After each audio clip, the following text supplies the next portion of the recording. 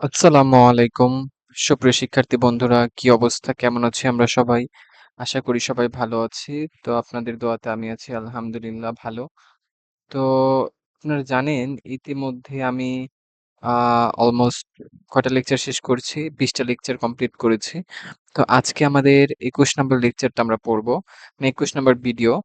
So ২১ number ভিডিওটা আমাদের শুরু হবে এই লেকচার ১০ থেকে। এর আগে যে স্লাইডগুলো আছে ৬৬ টা স্লাইড আমরা কমপ্লিট করে ফেলেছি অলরেডি। তো চলেন আজকে আমরা আমাদের এই নতুন লেকচারটি শুরু করি। বিসমিল্লাহির রহমানির রাহিম। A verb is normally contains 5 form. একটা ভার্ব সাধারণত ৫ টা ফর্মে গঠিত। কি, কি? যেমন প্রেজেন্ট ফর্ম, ভার্বের ৫ টা ফর্ম থাকতে পারে। ৫ টা রূপ থাকতে পারে। এগুলা কি, কি? Present form, past form, past participle form, present participle form এবং ইনফিনিটিভ ফর্ম। রাইট? আচ্ছা। এরপর দেখেন এখানে বিষয়টা দেওয়া আছে যেমন can do, can did, can done, can doing, do, can, do. ঠিক আছে? এই ৫ টা হচ্ছে আমাদের ভার্বের ৫ টা ফর্ম। তো চলেন। নেক্সট স্লাইড কি বলছে? The ing form of a verb can be used as gerund, verbal noun and present participle. এখন প্রেজেন্ট পার্টিসিপল আবার ৩ টা রূপ আছে। অ্যাডজেক্টিভ, অ্যাডভার্ব এবং প্রিপোজিশন। আমরা পড়ব present participle as adjective, present participle as adverb এবং প্রেজেন্ট পার্টিসিপল অ্যাজ প্রিপোজিশন। ঠিক আছে? আমরা এগুলো বিস্তারিত ব্যাখ্যা পড়ব ইনশাআল্লাহ।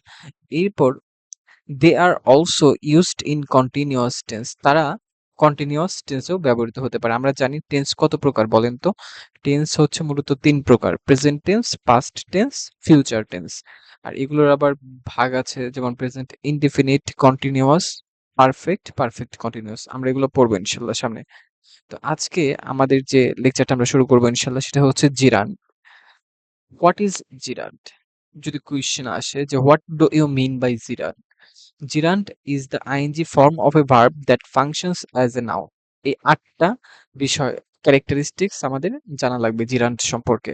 Gerund is the ing form of a verb that functions as a noun. It retains verb-like properties. এটা মধ্যে একটা ভার্ব লাইক এটা ভার্ব লাইক প্রপার্টিস, ভার্বের মতো একটা ভাব এটার মধ্যে আছে। একটা ভার্ব ভার্ব মানে কাজ বুঝাবে, কাজ বুঝায় এরকম একটা প্রপার্টি তার মধ্যে আছে।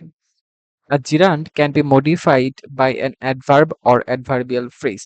যেহেতু it retains verb like properties, যেহেতু এটা ভার্বের মতো বোঝায় বা ভার্বের মতো অনেকটা অর্থ দেয়, তাই এটা কাকে মডিফাই করবে? It can be modified. A gerund can be modified by an adverb. এটা adverb অথবা adverbial phrase দ্বারা মডিফাই হতে পারে।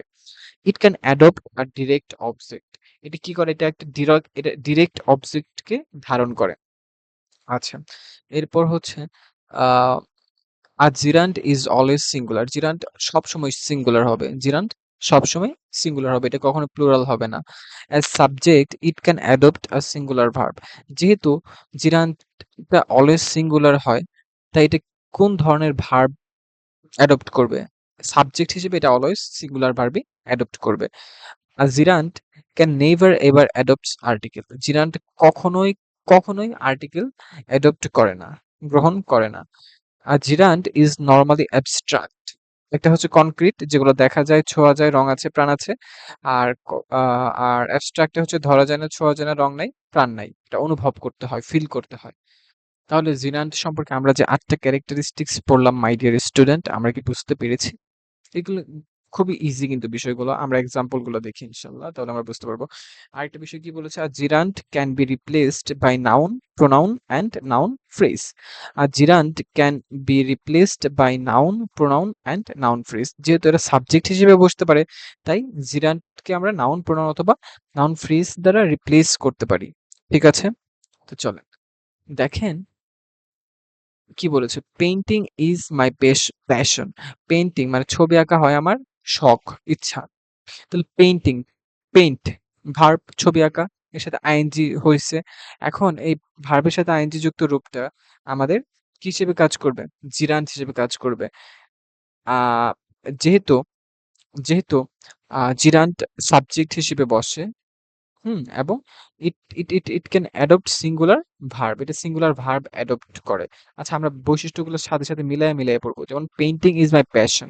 দেখেন, gerund is ING form of a verb that functions as a noun. এটা ভার্বের সাথে আইনজি যুক্ত একটা রূপ এবং এটা নাউন হিসেবে কাজ করে।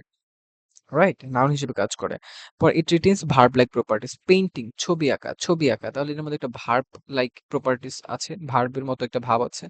তারপর বলছে gerund can be modified by an adverb or adverbial phrase. Okay, it can adopt a direct object. Okay, gerund is always singular. gerund সর্বদাই সিঙ্গুলার হয়। পেইন্টিং, ছবি আঁকা, ভার্বের সাথে আইনজি যুক্ত রূপ ভার্বের সাথে এস বা ইএস থাকলে ওটা প্লুরাল হয়ে যায়। যেহেতু এস বা ইএস নাই, পেইন্টিং, ছবি আঁকা, এটা সিঙ্গুলার বোঝাচ্ছে। যেহেতু পেইন্টিং জেরান্ডটা সিঙ্গুলার, তাই এটা কি ধরনের ভার্ব অ্যাডপ্ট করবে? সিঙ্গুলার ভার্বই অ্যাডপ্ট করবে অ্যাজ সাবজেক্ট হিসেবে। সিঙ্গুলার সাবজেক্ট হিসেবে এটা সিঙ্গুলার ভার্ব অ্যাডপ্ট করবে এবং এটাকে নাউন প্রোনাউন অথবা নাউন ফ্রেজ দ্বারা রিপ্লেস করা যাবে। সো আমরা যদি বলি ইট ইজ মাই প্যাশন, হয়তো সেন্টেন্সটা হয়তো, রাইট? এরকম আর কি। তো পেইন্টিং ইজ মাই প্যাশন, পেইন্টিংটা হচ্ছে এখানে জিরাট।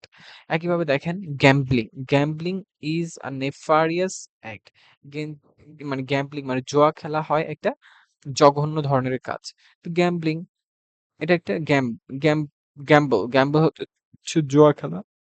এর সাথে আইনজি যুক্ত রূপ, ভার্বের সাথে আইনজি যুক্ত রূপটা জিরান্ট হিসেবে কাজ করছে। যেহেতু জিরান্ট গুলো সিঙ্গুলার, তাই এটা সিঙ্গুলার ভার্ব অ্যাডপ্ট করে। রাইট?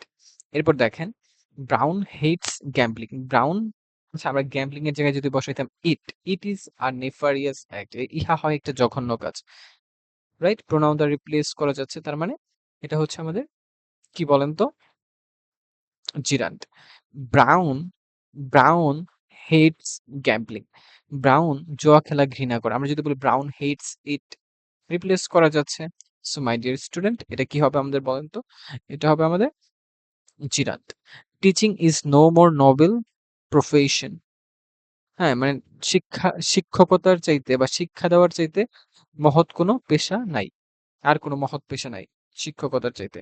সো এখানে আমরা যদি বলি it is no more noble profession, ইহার চাইতে আর কোনো অধিকতর কোনো মহৎ পেশা নাই। তাহলে সেন্টেন্সটা হচ্ছে, যেহেতু আমরা নাউন প্রোনাউন নাউন ফ্রেজ দ্বারা রিপ্লেস করতে পারছি এবং সিঙ্গুলার ভার্ব অ্যাডপ্ট করছে, কোনো ধরনের কোনো আর্টিকেল অ্যাডপ্ট করছে না, সো সব ক্যারেক্টারিস্টিক্স এর বিবেচনায় আমরা কিন্তু এটা বলতে পারি টিচিংটা হচ্ছে একটা জিরান্ট। স্মার্টলি হগিং মানে ইজ হার পলিসি। হগিং ভার্বের সাথে আইনজি যুক্ত রূপ, নাউনের কাজ করছে। ইনি যদি স্মার্টলি না থাকতো, হগিং মানে is her profession. Hugging, smartly hugging মানি, এটা কি অ্যাকচুয়ালি হগিং মানিটা কি? মানিটা নাউন, নাউন সম্পর্কে ইনফরমেশন দিচ্ছে কি হগিং। কেমন মানে? হগিং মানে এটা অ্যাডজেক্টিভ হয়ে যাবে ভার্বের সাথে আইনজি যুক্ত রূপ। আচ্ছা, এটা আমরা এভাবে বিবেচনা করব না, কারণ স্মার্টলি মানে হগিং ইজ হার পলিসি। আমরা যদি স্মার্টলি মানি এই দুইটা বাদ দিয়ে যদি বলতাম hugging is her policy, hugging মানে হলো হাতায় নেওয়া। হ্যাঁ, মানে ভুগিচুগি বুঝাইয়া মানে একজনকে ঠকাইয়া কিছু নিয়ে নেওয়া, এটা হচ্ছে hogging. So hogging is her policy. যদি বলো ইট ইজ হার পলিসি, তাহলে সেন্টেন্সটা আমার হইতো। আচ্ছা, এরপর বলছে নর্মালাইজিং ক্রাইম ইজ আ মাল প্র্যাকটিস ফাউন্ড ইন বি। মানে নর্মালাইজিং ক্রাইম মানে যে কোনো ধরনের অপরাধকে নর্মালাইজ করে ফেলা, মানে স্বাভাবিক হিসেবে বিবেচনা করা, এটা একটা খারাপ একটা বিষয় ফাউন্ড ইন বাংলাদেশ, যেটা বাংলাদেশে দেখা যায়। নরমালাইজিং, এটা ভার্বের সাথে আইনজি যুক্ত রূপ, এটা কোনো আর্টিকেল ধারণ করে নাই, এবং সাবজেক্ট হিসেবে কাজ করতেছে। সাবজেক্ট সিঙ্গুলার বিধায় সিঙ্গুলার ভার্ব অ্যাডপ্ট করেছে। নরমাল। তারপর ফ্রাস্ট্রেটিং ক্রাইম ইজ আ মাল practice in found in BD. মাল প্র্যাকটিস, আচ্ছা, ফ্রাস্ট্রেটিং ক্রাইম, এটা হচ্ছে জিরান্ট, কারণ সাবজেক্ট হিসেবে কাজ করতেছে বিধায় ইজ সিঙ্গুলার ভার্ব অ্যাডপ্ট করেছে, কোনো ধরনের কোনো আর্টিকেল অ্যাডপ্ট করে নাই, এবং এটাকে নাউন প্রোনাউন নাউন ফ্রেজ দ্বারা রিপ্লেস করা যায়। ইট ইজ আ মাল practice found in BD, right? বলা যায়। তো জিরানটা আমরা পড়লাম। এরপর কি আছে? এরপর আছে ভার্বাল নাউন। আমরা এটা নেক্সট ক্লাসে পড়বো ইনশাআল্লাহ। তো আজকে এই পর্যন্তই থাকবে। ধন্যবাদ আপনাদের সবাইকে। আপনারা সবাই আমাদের সাথে থাকবেন, এটা আপনাদের কাছে আমার চাওয়া, এবং যে কোনো ধরনের প্রবলেমে আমাকে জানাবেন।